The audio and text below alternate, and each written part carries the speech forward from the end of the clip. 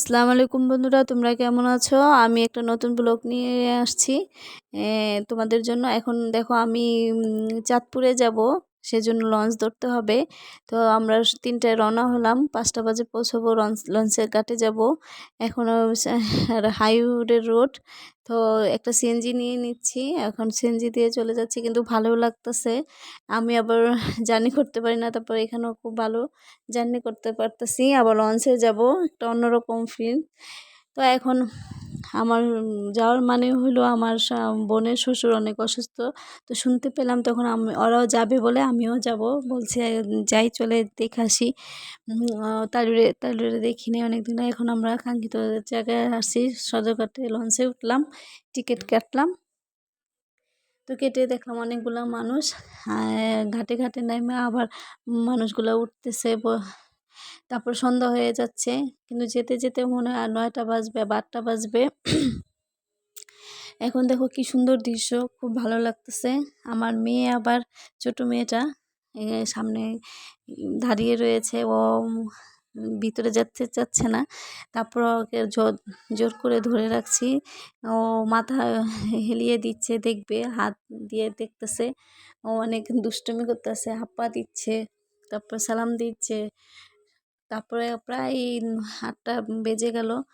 তো আমরা উপভোগ করতেছি, বড় একটা লঞ্চ আসছে। প্রায় এসে যাচ্ছি, বেশি সময় নেই, বাসায় পৌঁছে যাব। কিন্তু এই দৃশ্যগুলা খুব মিস করি এখন, খুব ভালো লাগে। তো এই দেখো কি সুন্দর লঞ্চ, মানে এখন আসলাম। আমার তালিউরে দেখতে আসলে অনেক অসুস্থ ছিল, তিনি মসজিদ থেকে পড়ে গেছে। তারপর আমার বোনের জামাই দেখাশোনা করতেছে, কি খাচ্ছে, কিভাবে কি নিচ্ছে বলতেছে। তো আমিও এখানে ছিলাম, আমিও কথা বললাম। পরে আমাদের এখানে খাবার দিল। তারপরে পাশের চাচিরা আসলো, পাশের আসে আমাদের দেখলো।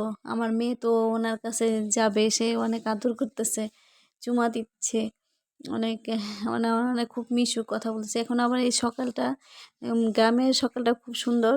দেখো এই সকালটা উঠেছি, দেখি ঝাড়ু মারু দিচ্ছে, পাতাগুলা পড়েছিল।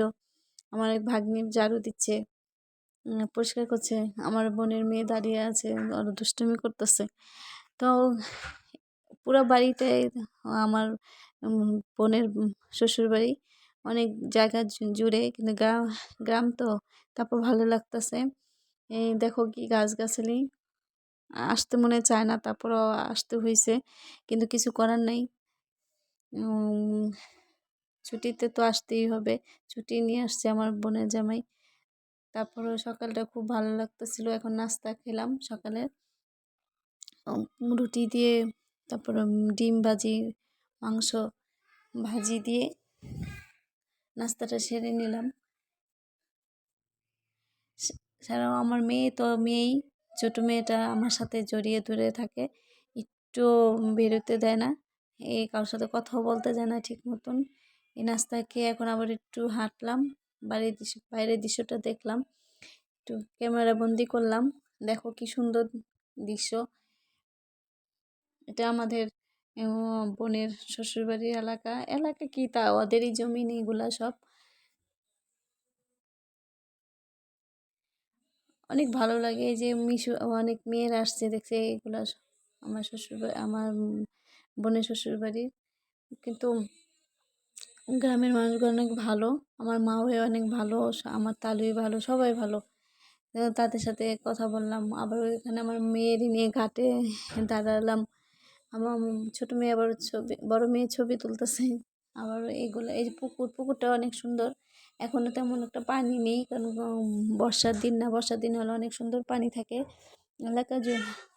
এই আমার বোনের শ্বশুর বাড়িটা অনেক সুন্দর, ভালো লাগতেছে। গ্রামের বাড়ি যে এত সুন্দর হয়, মানুষগুলো যে এত সরল সোজা হয়। এবং আবার দুপুরে খাবার খেয়ে আমরা রওনা হব, সকাল সকালেই রওনা হব। কারণ কেন, আমাদের লঞ্চটা ধরতে হবে। তো আমরা খাবার দাবার শেষ করছি, খাবার দাবার শেষ করে আবার রওনা হব বাসায় আসার জন্য, প্রস্তুতি নিচ্ছি। কারণ বেশি দিন হয় 2 দিন 3 দিন হচ্ছে গেছি। তারপরও এখন আসার সময় হলো, এটা হলো আমাদের। এখন আবার খাওয়া দাওয়া করছি, খাওয়া দাওয়া শেষ করে এখন আমরা প্রায় রওনা দেব বাসার দিকে। প্রস্তুতি নিচ্ছি, খাবার দাবার রোস্ট ছিল, গরুর মাংস ছিল, পোলাও ছিল। আমার তালুর জন্য দোয়া করবেন আপনারা, আর আমার ভিডিও যদি ভালো লাগে সাবস্ক্রাইব করবেন, লাইক কমেন্টস করে দিবেন। এখন আমরা সদরঘাটে এসে পড়ছি, লঞ্চ ধরবো এখানে। তো লঞ্চটা এখনই আসবে, আমরা যাচ্ছি কাঙ্ক্ষিত জায়গায় আসার জন্য। এই হলো লঞ্চের জায়গা, যে আমরা উঠবো এখন।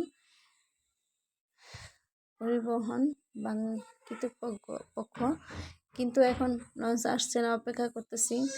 ওই যে দূরে একটা লঞ্চ আসছে, লঞ্চের পর আমরা সবাই উঠবো, সবাই অপেক্ষা করছে। এই তো প্রায় এসেই পড়েছে, এখন আমাদের ওঠার সময়।